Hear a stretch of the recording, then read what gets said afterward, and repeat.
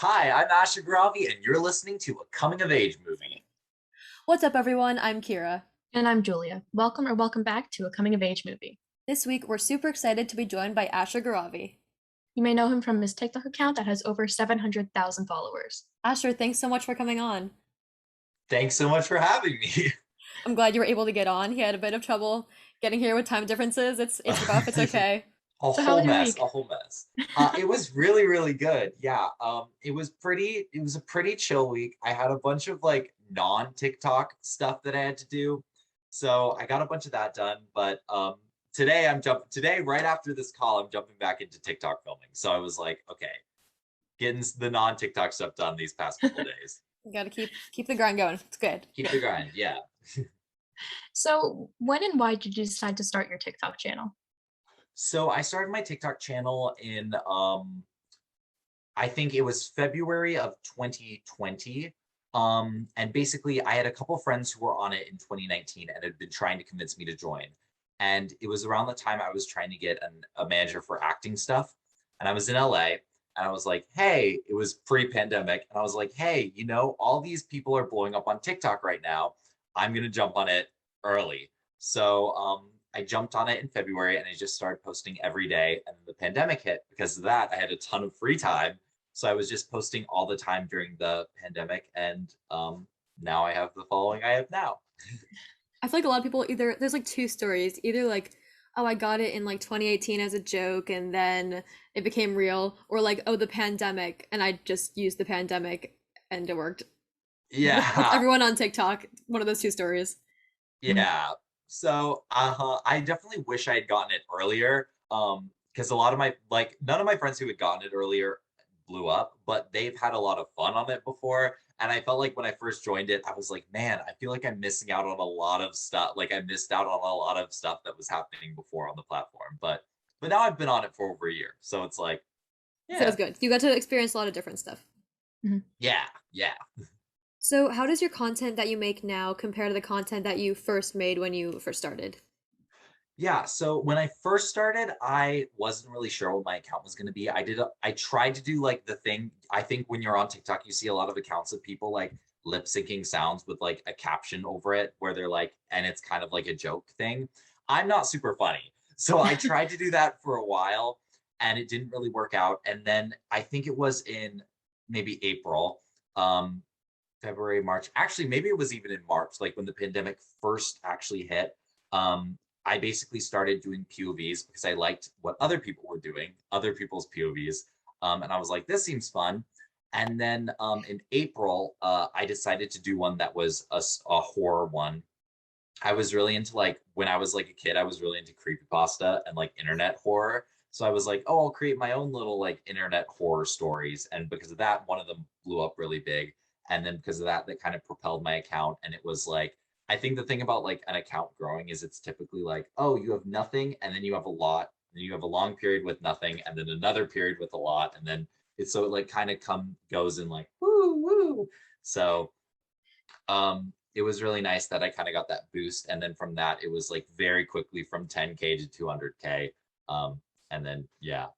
And that's Yeah, I pretty was much the going. content I make now. Sorry. What were you Yeah. going to Oh no, say? you're Sorry. fine. Yeah, I was going on your Instagram account and I was looking at like I think you have like a TikTok highlight, and I was just going through it Yeah. and I'm like, wow, like every like 2 weeks you just go up by like 100,000 followers, and I'm like, that's like impressive, like 2 weeks and like 100,000 followers. Yeah. The thing is it happens like very, because the thing is now it was like, because like, it was literally like, oh, I got to 200K in like a couple weeks. And then you're at 200K for like months. And then it's like, oh, you get to the thing. And then it's like, oh, months go by. Um, Because, like, for example, getting from to 700K was literally so painful, like such a slow process. But then I literally got 15K in the last 2 days, and I was like, okay. So it's like one of those things where it just like, it's like a roller coaster. Yeah. I feel like there are Yeah. really very few people who are just consistently growing. It's literally like you were saying, it's like you reach a certain point and then like you plateau and then oh suddenly I have 100,000 more followers. What? Oh nope, nothing for the next few months. And it just that's like I don't know. Yeah. Yeah. I know there's a lot of times where I like me and my little I talk to my little brother a lot about it a lot where I'm like, ugh, my account's dead. my account's dead. No one watches my stuff anymore. And then I'll post something and I'll be like, no, my account's doing great. So yeah.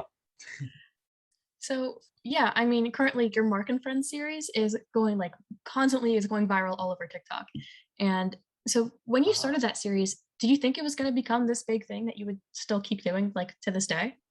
I thought I did know it was going to be a series. I didn't really think there was going to be any overarching story. I kind of thought I'd do like 5 or 6 little episodes. And then because they did really well, I was like, okay, I'm just going to keep doing them for a while. Um, but I really wanted to do, I'm a huge fan of creepypasta, and one of my favorites was like Candle Cove. And like they had all these like, ooh, lost VHS creepypasta, lost children's shows type creepypastas. And I was like, I want to make one of those. So that's why I went and like I wrote the script, and then I went, I got the puppet, and I got Mark. And then it's been really fun. I really like some of the episodes. Some of the episodes I sometimes when I'm putting them out, I'm like, oh gosh, this isn't the best episode. But like sometimes I'm really proud of them. So it's fun. And I've loved the reaction has been really nice. And I really love people's art that they do, people's fan art, or like the cosplays that people do from this of the series is really cool to see. So I love getting to see that. Just a really random question I just thought of, like, where did you get Mark? Like, what was that? So he's from Amazon. Very cool. Basically, the reason why he's green is because my phone camera is weird with certain colors. So I originally wanted to get like pink or like a different color, but green looks best on camera for me. So I was like, okay, if I'm getting a light colored puppet, like a kind of light colored puppet, because all of them were pretty light colored, I have to get one that's green so it'll look good on camera. So Interesting. And that's how Mark was yeah, born. and that's how Mark was born. And what would you say is your favorite POV series or a character that you've done so far? Oh, well, I definitely like I think Mark and Friends is probably my favorite thing I've done. I really like the episode that's the rainy day episode is probably my favorite episode. I think it's episode like 4 or 5. But that's my favorite episode. I also like the friendship episode a lot and the sleep episode. Those are like my 3 favorite episodes. When I was posting them, I was like, this is amazing. Like I felt really good about them. Um, I really like that series. There's definitely other things I've done on TikTok that I thought were really fun that were just one-offs. Like there's a lot of like one-off stories that I really liked. I really liked last December I did a lot of like scary Christmas stories, and I was really proud of my stories then that I came up with. But it's fun because I like rarely ever do series or characters that go on for a while. Typically I like do my little one-off POV and then I come up with a completely different story. So yeah. Are you going to do the Christmas stories again this year? Yeah, I need to come up with some more. I hope to. Um, I know it's been a while since I've done a POV that's not Mark and Friends, so I'll need to figure out what the vibe is and what I'm gonna do. And like you were saying earlier, TikTok, it's kind of like a roller coaster with like how like accounts grow and everything. So when you're making a video, like there's certain things you keep in mind that you know get the video like viral, I guess, like a lighting, audio, kind of stuff like that. Yeah, well, if someone was to come to me and be like, "Yo, what can I do to like blow up on TikTok?" The number one thing I'd say is like get a ring light and have really good lighting. Like like right now, the lighting's really shadowy in this video. Even though I do have my ring light right here. But like typically like you want it to be very bright and right on you. And I even have 2 lights. I have one that shines under me too. And then I just try to wear colors that like look really good on camera. Like certain colors don't look good on me on camera. So I just really try to like match that. And then sometimes if I have something that like I think is really good, I can kind of tell in my gut that it's gonna do well. And then when I post it, I'm like, I can tell this is gonna do really well. I've had a few POVs where like I made them and like I explained it to my brother, and my brother was like, that's really good.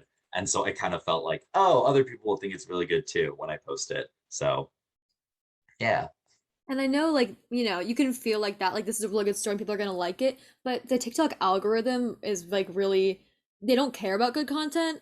So sometimes, like, it's like the weirdest videos that go viral, or like the best ones, like, nobody even sees. So have you been able to, like, pick up on any patterns of, like, what most people see? Like, even if it's like, hashtags you use, or like what time of day you post, is there anything you've noticed over being on TikTok for a year?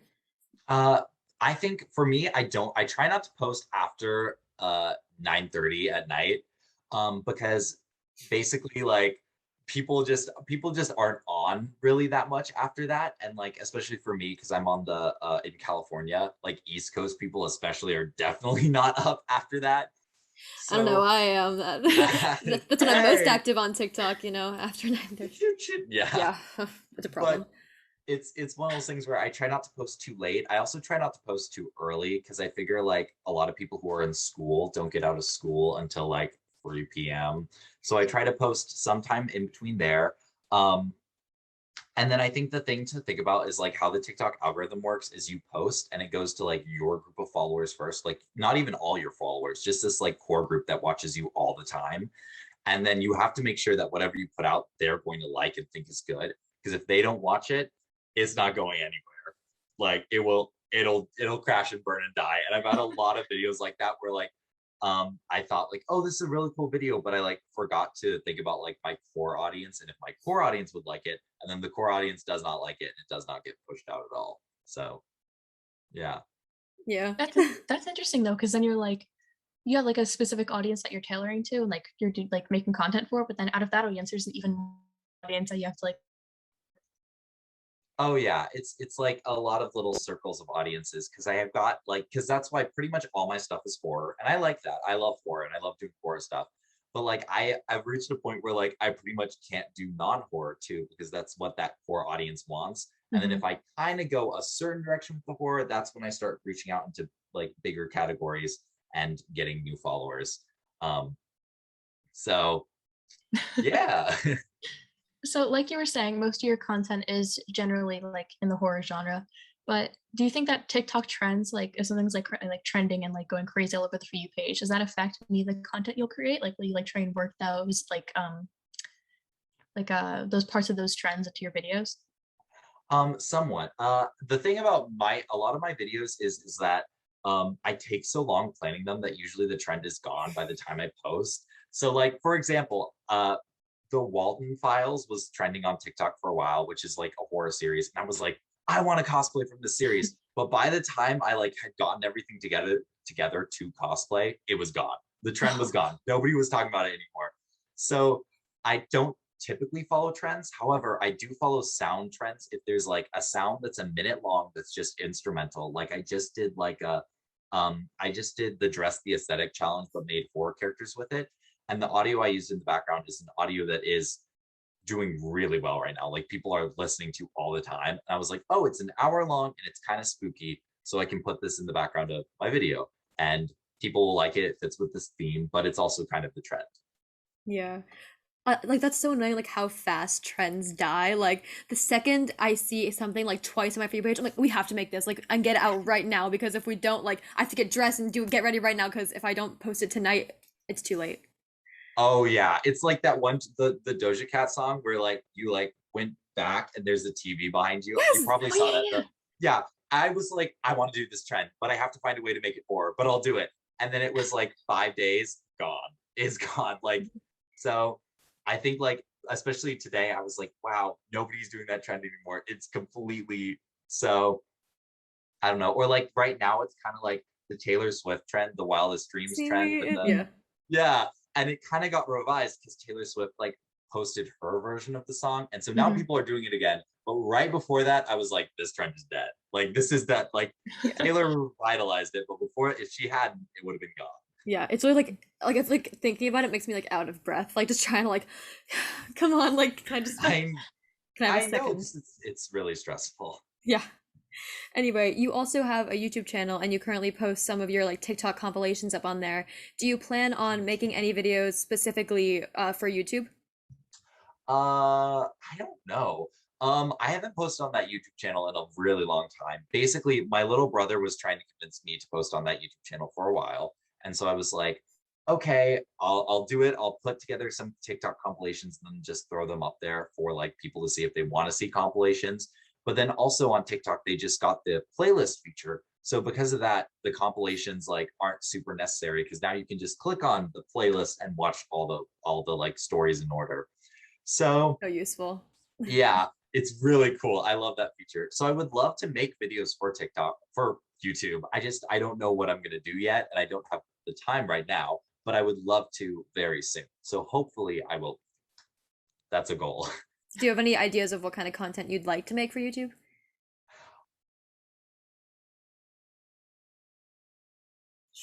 Make some short films with friends that are actually short film stuff. But the problem is it takes so long. Like all this stuff takes such a long time that it's so hard to like put it together. And like I've been having such a hard time keeping up with my TikToks and my auditions for my acting stuff. Like just keeping up with that has been so much that it's like so hopefully I'll have more time to actually get to think and figure out what the YouTube channel will be. So Yeah. yeah. So, I'm assuming the answer is possibly in the future for now, but are you thinking of possibly going on any other platforms besides TikTok and YouTube? Uh, I don't really know what other platforms there are. I mean, I'm pretty on like getting on new social platforms. Um, uh, I don't even know where else I'd post. For a while when TikTok was being shut down, I was like, okay, I guess I'll get Byte, right? That was it Byte that was the other app. I I don't don't remember. remember. I I have don't. no Yeah, idea. but I was Yeah. like, okay, I can move over to there. So I literally don't know what it's I don't know what other whatever platform comes out, I'll be on it. But I mean, I yeah. I gotta say, like, I know Julia just wants to talk about Twitch. Oh, Twitch. I was Okay, leading yeah. to that, yeah.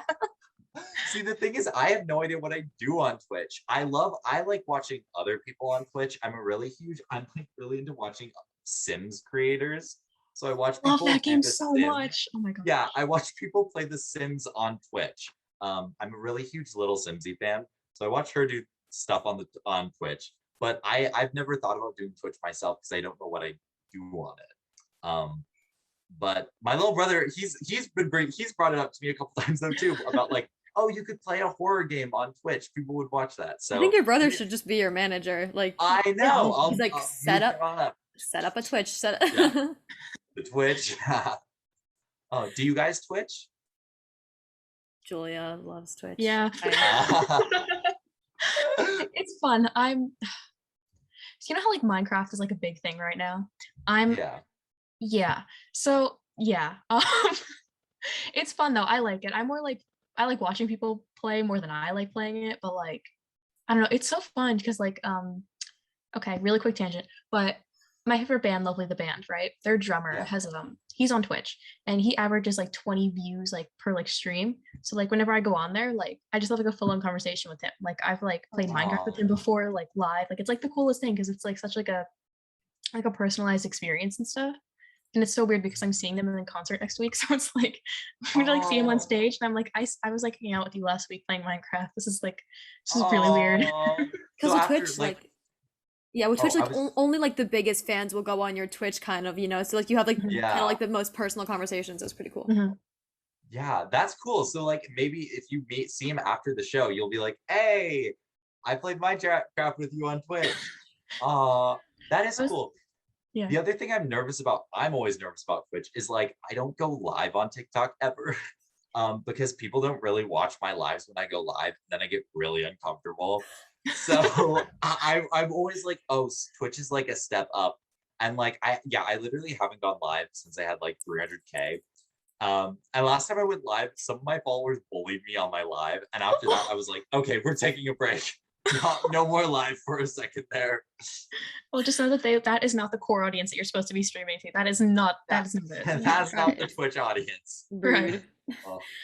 And anyway, you know, you're on TikTok and all that, but you also just act in general. So when did you first start acting? I started doing professional stuff when I was 16. I did theater. Um, so I started doing professional theater when I was 16, and then I went to an acting conservatory. And then, and I was a year ahead. I skipped seventh grade, so I was a year ahead in my school. So I got into an acting conservatory when I was 16, and I went and I did that for 2 years, and then I had been doing theater up until the pandemic, and I had kind of started to want to transition to TV and film. And then when the pandemic hit, I was like, okay, I'll use this as my moment to like transition to TV and film. And then this February, I got a manager, and so I started going on TV and film auditions. So now I'm just auditioning. I audition a lot, and I occasionally yeah, I occasionally get to book stuff and go in and do the thing. So it's pretty fun. Yeah, I Awesome. feel like TikTok and like the pandemic and like all social media, like I think I forgot who we were talking to the other day, but one of somebody else we interviewed, they were saying how like social media, like that's how like people get noticed these days. Like with TikTok, it's like, oh, if you blow up on TikTok, then you can book a gig like that. Like it's like you have like a platform already, you know? Yeah, Oh like yeah, it's yeah. What were you saying? oh Sorry. yeah, no, sorry. Like it used to be like it was just about, like getting recognized kind of on in the mall or whatever, but now it's like they want to see that you already have a following like on your own. I think it was Bo Mitchell. Yes, Julia. Possibly.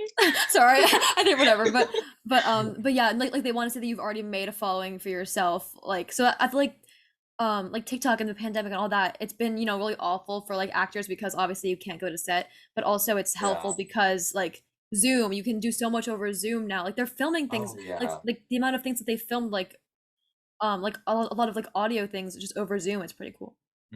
No, it's awesome. And you hear about like how they recorded Luca and they just recorded that remotely and so many like remote projects happening. And then, yeah, I mean, I think my following has really helped me. I think that's part of the reason my manager brought me on was because I had a following. And then also, I have been able to like, I wasn't able to do this before because people would be like, what are you doing?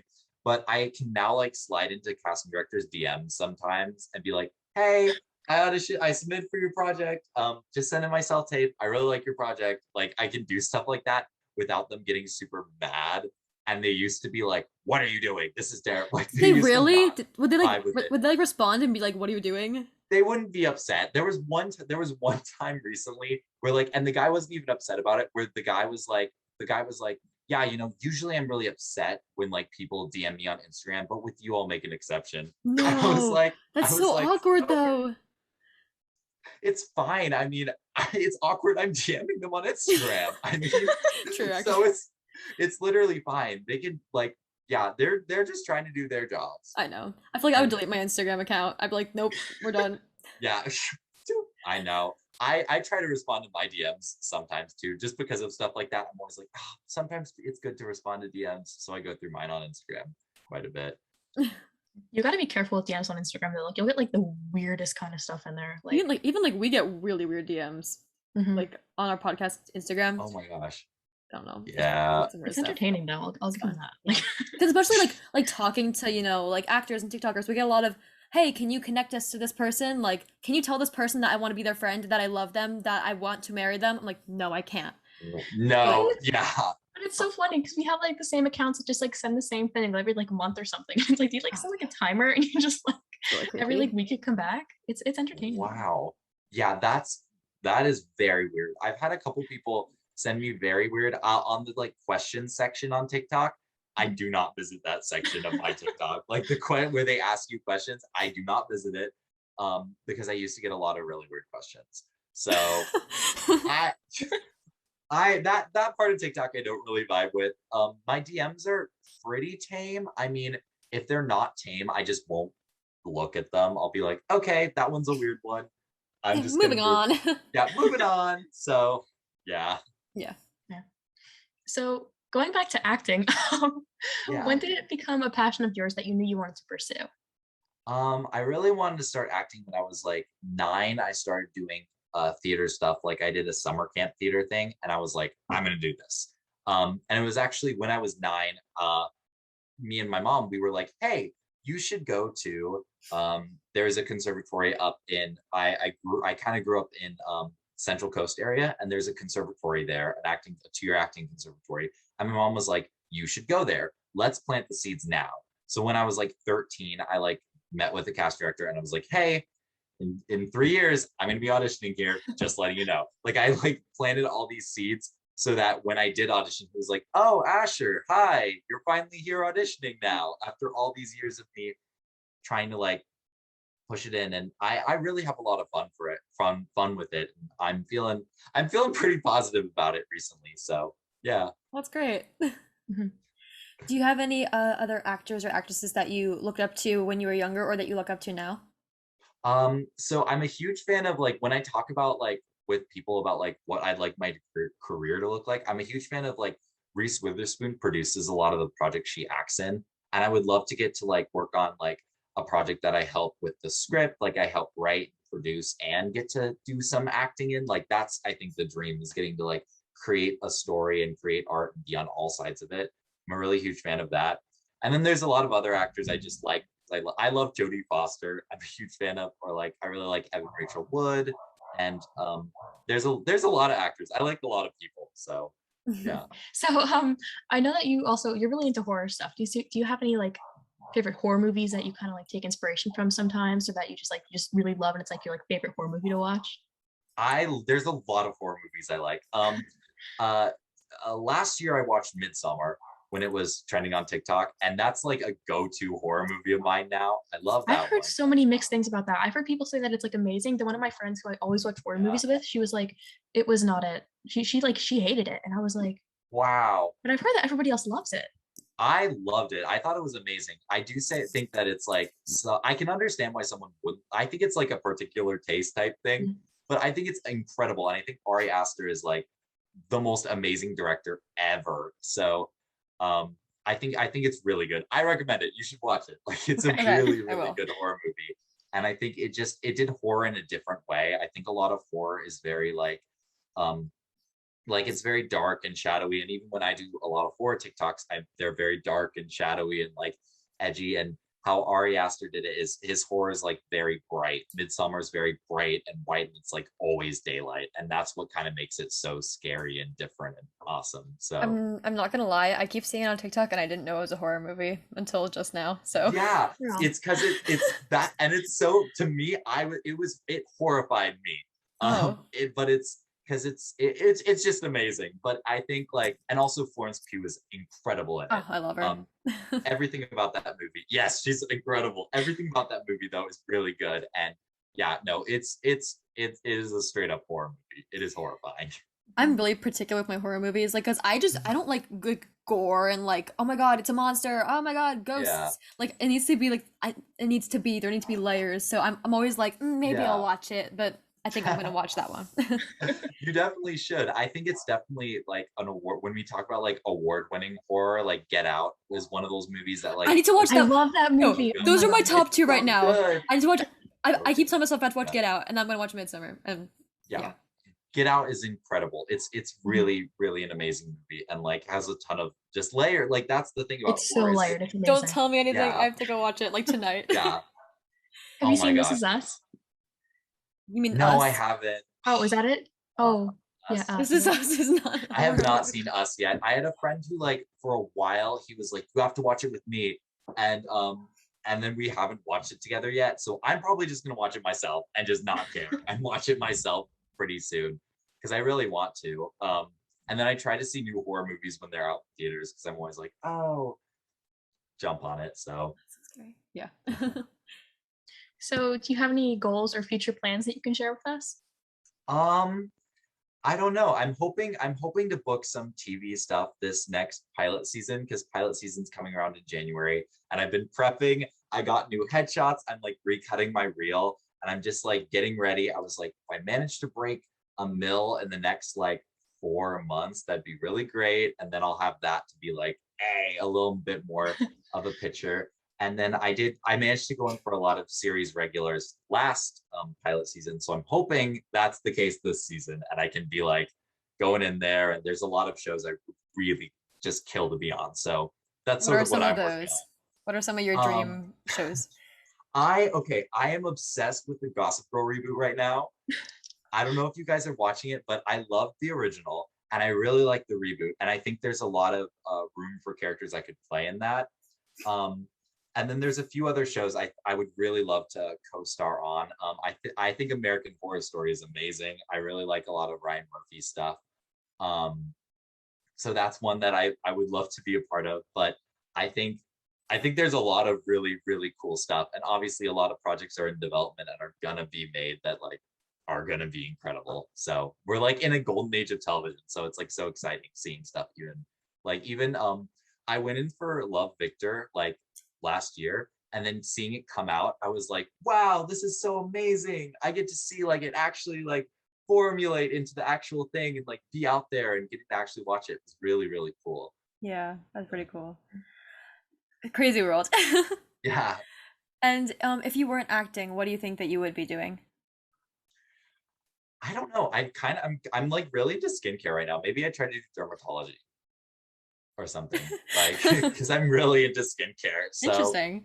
yeah, it's just been like I get the little like I like get something I'm a little bit obsessed with and I'm really obsessed with it and then I like move on. So right now No, me it's too though. skincare stuff. But mine's like really Yeah. bad. Like I saw a quiet place and I became Oh, obsessed with sign Yeah. language and then I was like maybe I'll be an interpreter when I grow up.